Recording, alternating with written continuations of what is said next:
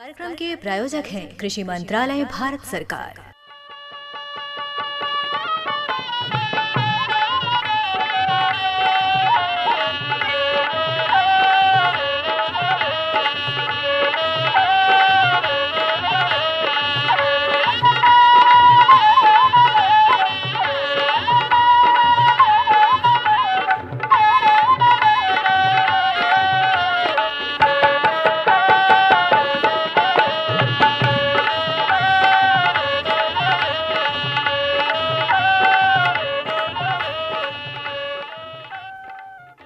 भैया बोला जय जवान जय किसान। भौजी हाँ मुनई भैया। अरे और बताओ का हाल चाल बा हो?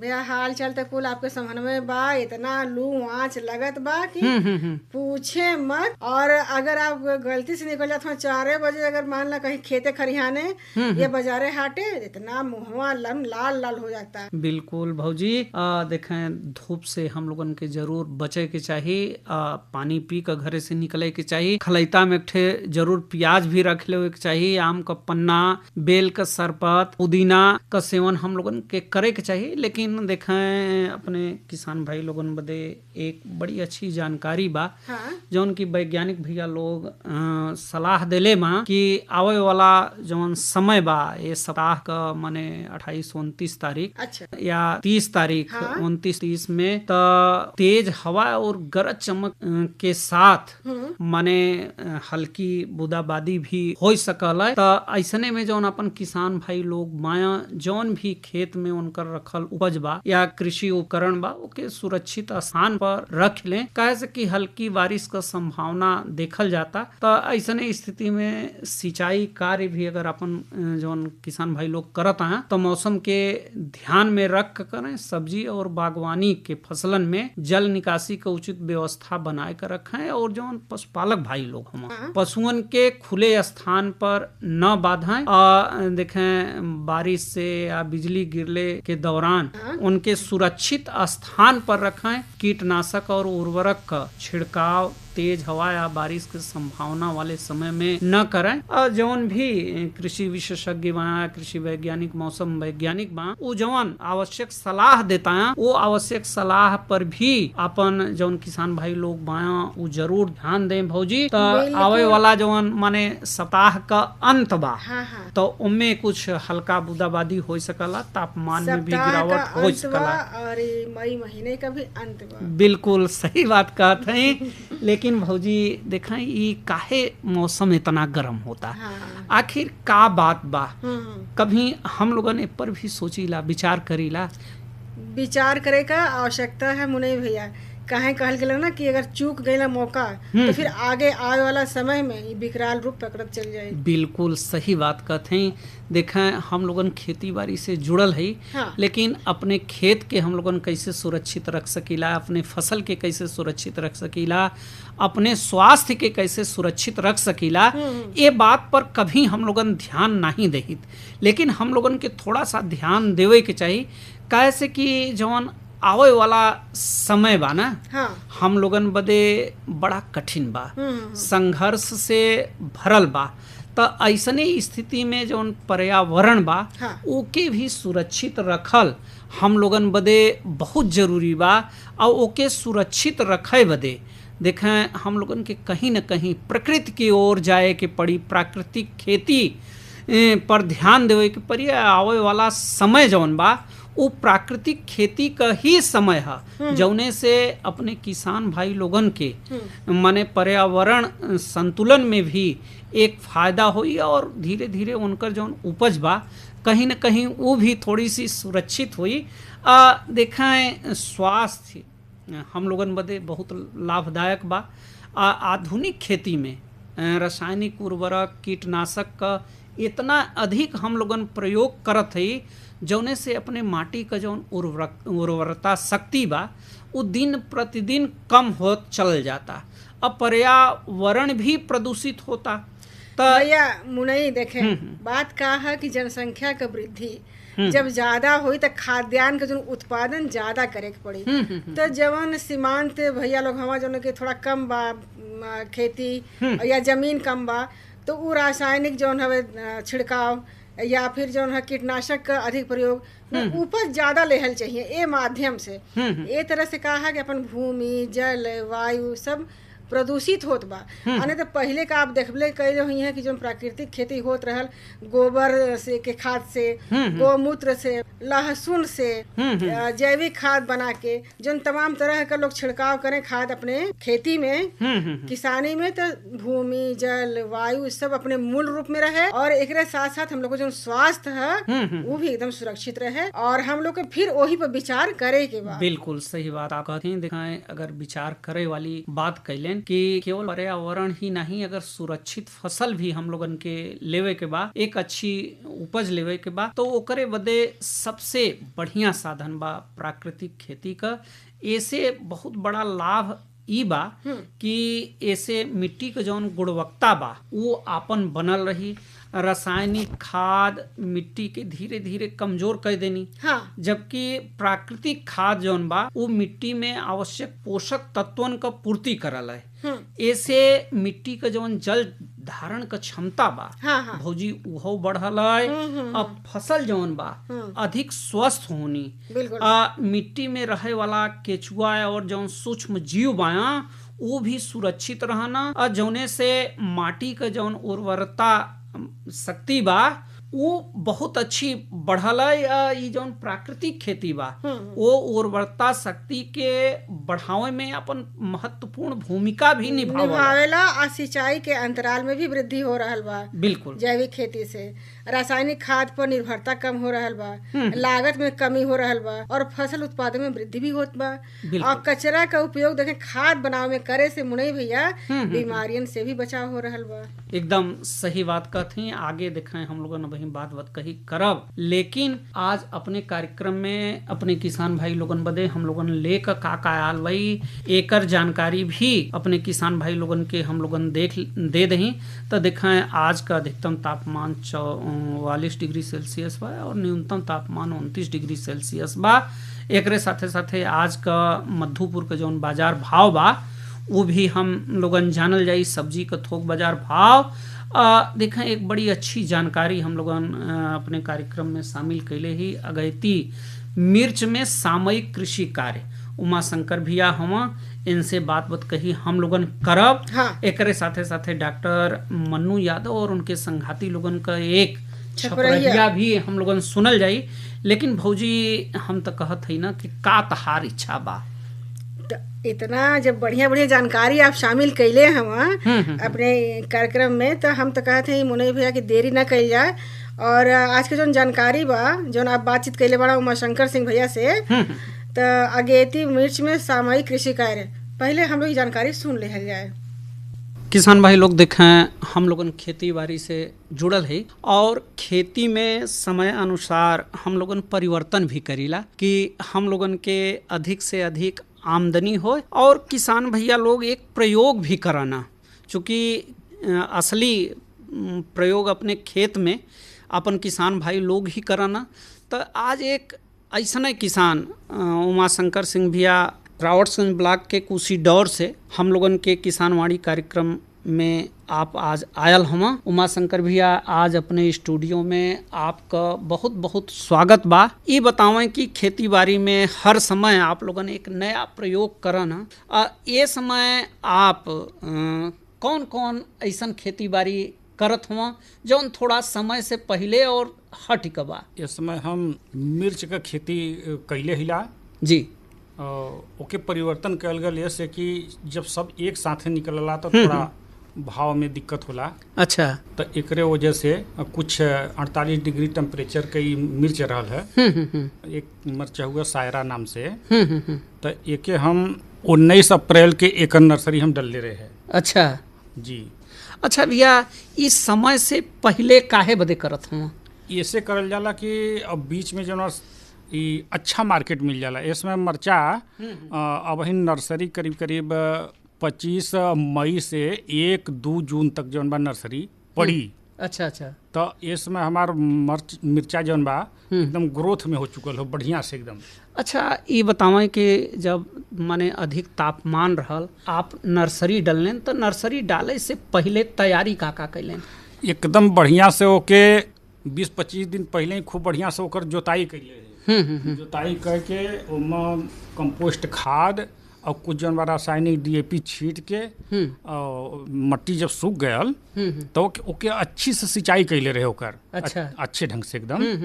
तो जब बढ़िया खूब खेत पक गल ओमे जामनेशन जम गल तो ओके फिर से मशीन जोताई कैली। अच्छा। जोत के खूब बढ़िया से भूर-भूरी बना के तब ओमे जौन बा नर्सरी ओकर कैले रहे हम। अच्छा, ई गर्मी का मौसम बा तो बेड न बनावे के पड़त हुई? नहीं, इस समय बेड नहीं बनावे के पड़त। इस समय जौन बा वो कियारी में ही हो जाला। अच्छा, जौन मरचा के बीज आप ले आल हो ई कैसे मिलल भैया? ये मिल गल, दुकान पर मिल जाला, रापटगंज में भी मिल जाला, मधुपुर में मिल जाला, आपके तिवारीपुर मार्केट में भी मिल जाला। अगले साल कुछ कम लगल हल, लेकिन ऐसो ज्यादा लंबे पैमाने पे लगल बा। तो जैसे पिछले बरिस अपन कुछ किसान भाई लगौले रहना तो एकर खासियत का देखे में आया? एकर खासियत ती रहल कि थोड़ा हल्का मोटा होला और लेकिन खूब चमकीला चमकीला होला और बहुत सुंदर मिर्च होला वो। अच्छा। और तीखापन होला।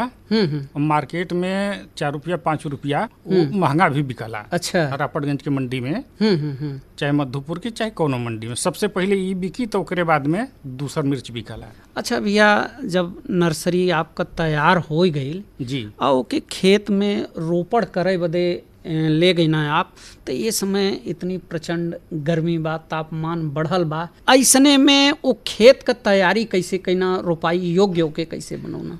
पलाऊ करे ओके खूब बढ़िया से।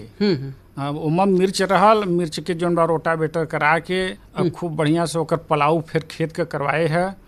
करौले के बाद में जब वो मिट्टी सूख गई, मिट्टी सूखले के बाद में तब फिर एक तरफ से पूरा पानी ओके भरवा दे। अच्छा। जब पानी भरवा दे तो ओमा के ढेला जौन रहल सब गल गलले के तो वो लाइन में मरचा लगल फिर। अच्छा, दूरी मिर्च के पौध का जैसे लाइन से लाइन का दूरी, पौध से पौध का दूरी का रखले ने आप? मरचा के दूरी हम रखले भाई 44 इंची रखले भाई लाइन से लाइन के दूरी, और पौधा से पौधा के दूरी जौन बा 28 इंची। अच्छा, जब शुरू में आप रोपाई कैलेन तो ओकर सिंचाई कैसे कैलेन? ओकर सिंचाई मतलब एक तरफ से खेत पूरा पलेवा कर दे रहे, ओकरे बाद में बिहान भरो के तीसरे पहर पूरा जौन बा आदमी लगा के ओमा लेबर और अपने लग के ओके बढ़िया से जौन बा वही नमी में लगवा गल। अच्छा। लगवले के बाद में जब सब मरचा लग गल तो फिर एक दफे पूरा पानी से भर दे। जितना लगत जाओ उतना दूसरे दिन पानी से भर जाए।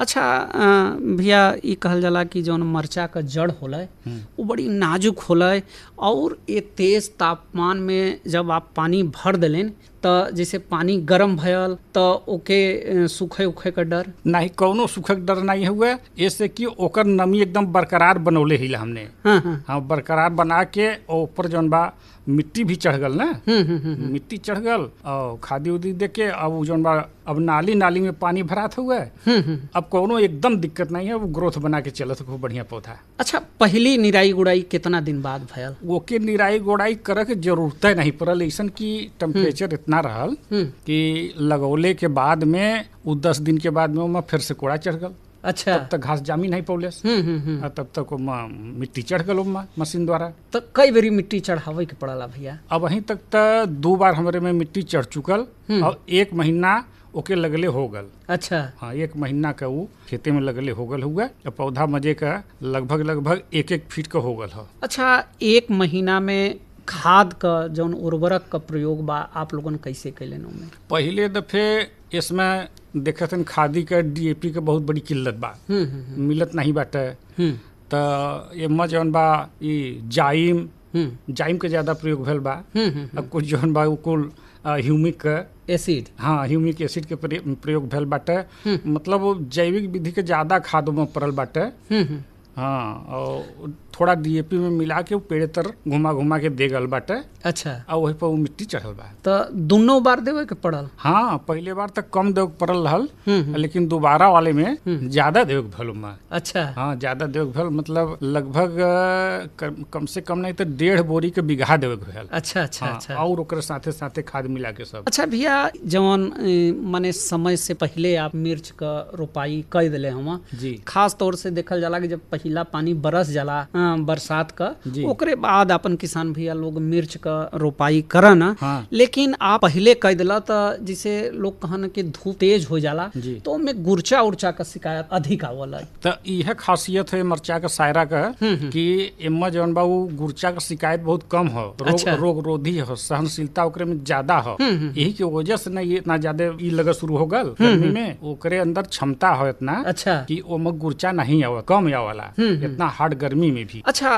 रोग जोग से बचावे बदे वो मिर्च के आप लोगन का करन? वो है दवाई इस समय तो हल्का पड़त हुए, कीटनाशक पड़त हो और जंप पड़त हुए, एडमायर का इसमें छिड़काव होता हल्की दवाई के। अच्छा अच्छा। इसमें कोनो ज्यादा रोग वोग नहीं है, बढ़िया साफ हो। तो जब पहला पानी जब गिरला ना तो वही समय ज्यादा रोग का थोड़ा आवला। अच्छा। हाँ, पहली पानी से तो वो समय जो दवाई के थोड़ा प्रयोग करे के हाँ पड़ी। हाँ थोड़ा अच्छा, ज्यादा। इसमें घास पात एकदम न हुई? हाँ, थोड़ा बहुत हुआ हल्का घास, तो ओके जो निकाल दो जाला थुआ से। अच्छा। वो कोड़ा चढ़ावाली जो मशीन बाटे ना, पावर टिलर, उससे बस ओकर जोताई कर दो जाला, पूरा नाली इधर उधर करके वो सब सूख जाला ये टेम्परेचर में। अच्छा, कितना दिन में भैया फल फूल इनमें आवे लगी? बस वो इसमें फूल के स्टेज में हो इसमें। अच्छा। हाँ, फूल आवत हो, इक्का दुक्का फूल लगत हो। हाँ लगत हो, लेकिन वो पेड़ जौन बा ग्रोथ ज्यादा करी। अच्छा। अब फूल ए टेम्परेचर में ज्यादा कटे के चांस हो। हाँ, मतलब फूल ड्राप के जाई गिर जाई। अच्छा अच्छा। और ग्रोथ जब वही बनौले रही पौधा ना, तो जब वही बारिश हुई तो एकाएक जो है बहुत तेजी से में फल लग जाई। माने जब अन्य किसान भाई लोग रोपाई करी हैं खेत में तब तक आपका मिर्च जौन बा वो बाजार हाँ। जाए लगी। अच्छा उमा शंकर भैया, जैसे कि शुरू में का होला कि देखल जाला कि व्यापारी नहीं होता, हाँ हाँ। तो माने अगल बगल का जौन मंडी बाई उनमें आप लोगन के मिर्च लेकर जाए के पड़ला बाजार या मंडी में, तो वो समय बाजार मूल्य का मिलला? अच्छा मिला। जब मिर्च जौन बा उस समय ये दूरी से कहीं चलान उलान आवला थोड़ा बहुत, अपने क्षेत्र के जो लोकल मरचा रहला उ रहला, उ निक बेकार रहला, बहुत अच्छा नहीं रहत। और ये बहुत सुंदर सुंदर मरचा उस समय रहला, एकर बहुत अच्छा मार्केट मिलला, कड़ा हो, तीखा हुए, अच्छा। चमकीला हो, सुंदर, सबसे पहले ये मार्केट में बिकला। तो माने शुरुआत जौन बाजार भाव बा कहाँ से होत हुई? बस रापटगंज मंडी से होला। अच्छा। रापटगंज मंडी शुरुआत होला, गाड़ी घर ही कुल आवल मंडी, वही गाड़ी पर लग जाई और मंडी में लिया के गिरा के वो बेच दी है। अच्छा, एक चीज़ और हम जानल चाहब आपसे उमा शंकर भैया कि जौन आपका मिर्च बा, चूँकि ये समय थोड़ा सा मौसम मिर्च के अनुकूल नहीं, हाँ। तो ऐसने में खर्च अधिक होला कि कम होला? नहीं, कौनो अधिक खर्च नहीं बा, बस खाली सिंचाई ही सिंचाई ओकर मेन हो इसमें। हाँ हाँ। तो सिंचाई का बढ़िया साधन हुआ, एकदम पर्याप्त पानी हुआ, एकदम कोई दिक्कत नहीं हो सिंचाई के। अच्छा। हाँ, तब पानी इसमें पर्याप्त हुआ, कौनो एकदम दिक्कत नहीं। जहाँ पानी के दिक्कत रहला ना वहाँ दिक्कत हो जाला। अच्छा, जैसे कि लूह लगले का संभावना? कौनो चीज अभी तक तो नहीं है। आज अभी टेम्परेचर 47-48 रहल है। अच्छा। हाँ, आज रहल है, लेकिन अभी तक कोनो दिक्कत नहीं है। वो 48 डिग्री के जब आगे चली तब दिक्कत हुई। अच्छा। 48 डिग्री के वो मरचवे है। तो कितना रकबा में कुल बा? ये सो तो शुरुआत कैले ही बहुत ज्यादा तो नहीं बा, लेकिन तब वो 2 एकड़ में बा, 3 बीघा बा। अच्छा, 3 बीघा से शुरू कैले हो भैया। हाँ। लेकिन ये सोच आपका बहुत अच्छी बा। अगर ये साल अच्छी आमदनी वो मिर्च दे दही तो अगले साल रकबा बढ़ सकला, एकदम बढ़ सकला। हमारे पास इतना पानी बा ना कि कम से कम नहीं तो 12-14 बीघा तो हम इस समय जो पैदा कैले मरचा लगा के। अच्छा जी। तो लूह लगले का संभावना नहीं न रहा? एकदम कुछ नहीं है लूह लगले का संभावना। और हमने किसान आदमी बाई और हमनों के नहीं लूह लगा तो घामे में अपन दोपहरिया में अपन लाइन बात चलत रहला। अच्छा। ना ही लाइन बात डीजल इंजन पंपी सेट से भरात रहला, न हमने के लूह लगा न हमरे मरचा के लूह लगा। अच्छा। सब हरा भरा माने आप भी हरा भरा बाया, हसत भी हसत बाया, अब मिर्च भी आपका हसत भी हसत बा। उमा शंकर भैया, अगर खर्च जोड़ल जाए तो खर्च कटले के बाद का संभावना है आप लगावत हैं कि फायदा का हो सकला? बहुत बढ़िया फायदा हो जाई। जब मरचा जो सीजन में सबकर निकलला बरसात में, तो वो मरचा जौन बा निकलला तो पूरा एरिया का निकलला, बिल्कुल बहुत ज्यादा मरचा निकलला। उसमें बहुत कम चांस रहला जौन बा भाव का, और शुरुआत में बहुत अच्छी भाव मिलला। बिल्कुल सही बात कहत हूँ उमाशंकर भैया। चलत चलावत जौन अपन किसान भाई लोग बा आज अपने किसानवाड़ी कार्यक्रम के सुनता, उनसे का कहल चाहिए, उनके का संदेश देवल चाहिए? उनके हम किसान भाई लोगन से यह कहल चाहब कि जहाँ पानी का साधन हो, व्यवस्था हो, जेकरे पास पानी का, वो मिर्च इस समय जरूर लगावें। हाँ, इसमें हमार 1 महीना हो गल बा मिर्च लगले, और ओके जरूर लगावें और प्रयास करें। एमे बहुत ज़्यादा दिक्कत नहीं है। बरसात में बहुत ज़्यादा घास पात हो जाला, तब तक घास पात होए के समय ले ई मिर्च जौन बा एकदम ग्रोथ बना ली। बिल्कुल सही बात आप कहत हूँ। हाँ, जरूर से जरूर लगावा, एकदम छोड़ा मत जहाँ पानी होता। बिल्कुल आगे का खेती आगे आगे, पीछे खेती भागे जोगे, और आप आगे खेती कैले बा उमाशंकर भैया, तो निश्चित बा कि आपके सफलता मिली। आज आप अपने किसानवाड़ी कार्यक्रम में आईना और अपने किसान भाई लोगन के साथ अपन इतना बढ़िया अनुभव साझा कैलेन, एकरे बदे आपके बहुत बहुत धन्यवाद। हर जोखिम से निकल कर फसल आए, सुरक्षित हो जाए,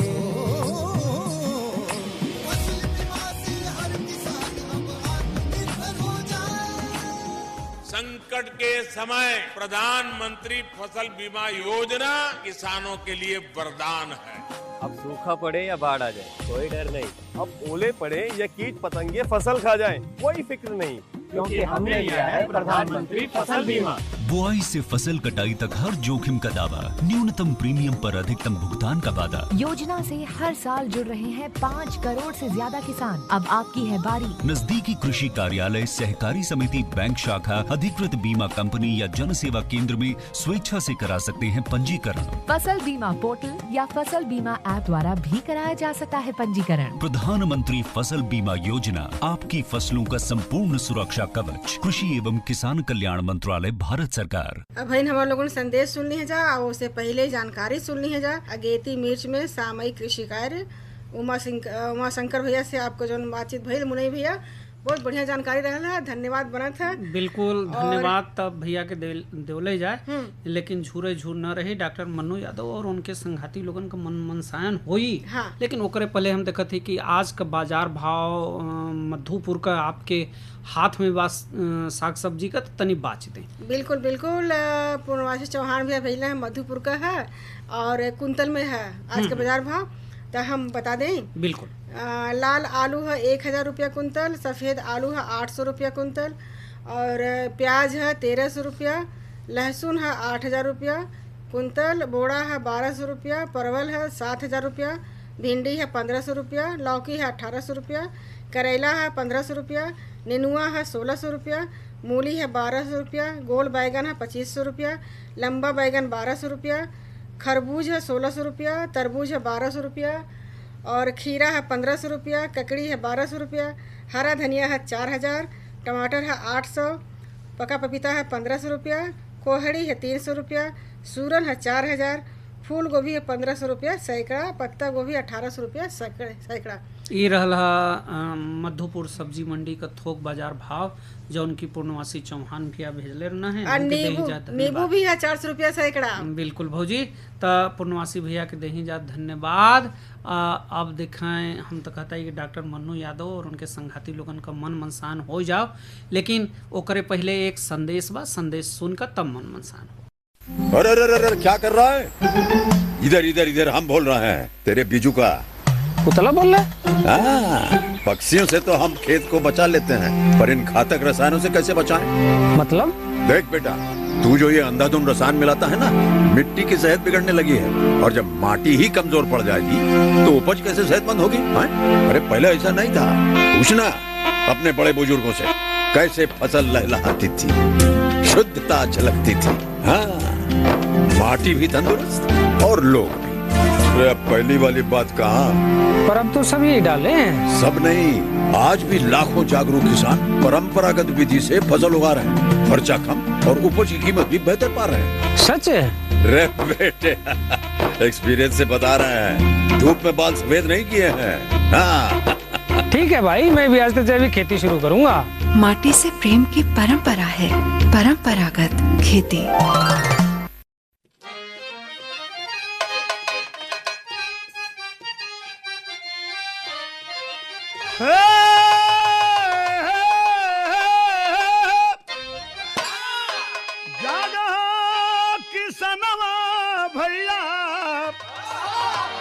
मजदूर जवनवा दिनवा चढ़ल आवे साफ रखा अपन घर अंगनवा दिनवा चढ़ल आवे।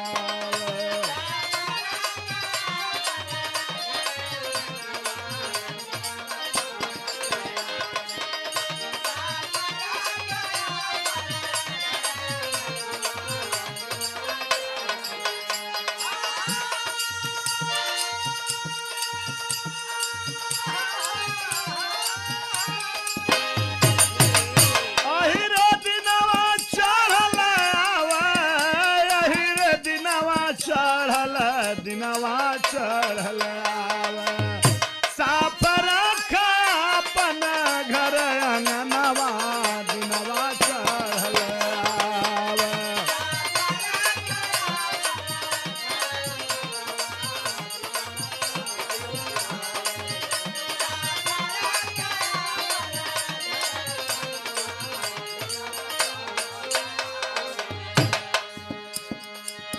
साफ सुथरा घर रखा शौचालय बनावा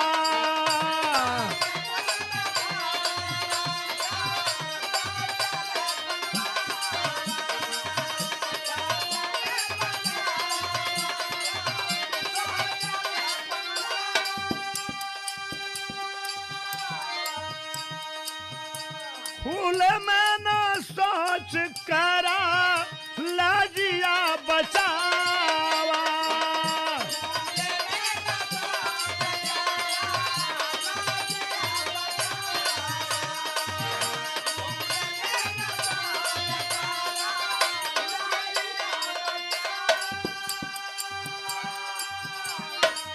अब फूल में न सोच करा लाजिया बचावा।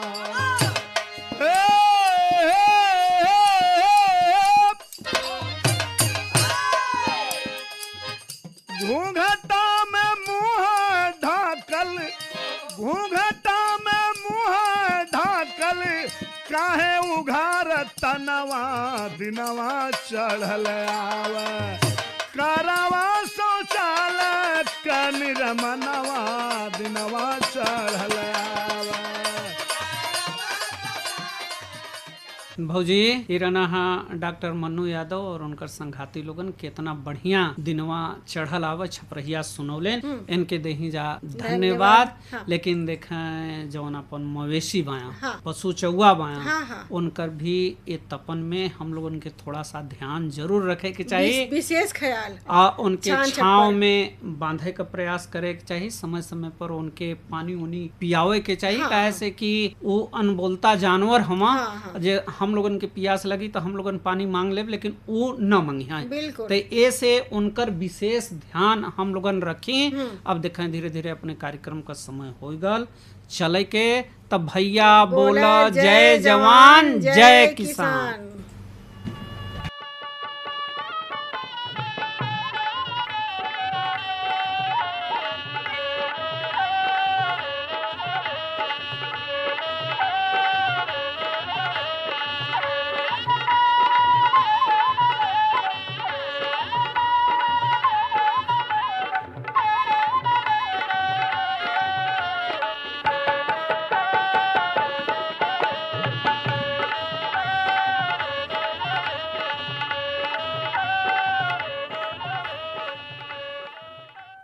इस कार्यक्रम के प्रायोजक थे कृषि मंत्रालय भारत सरकार।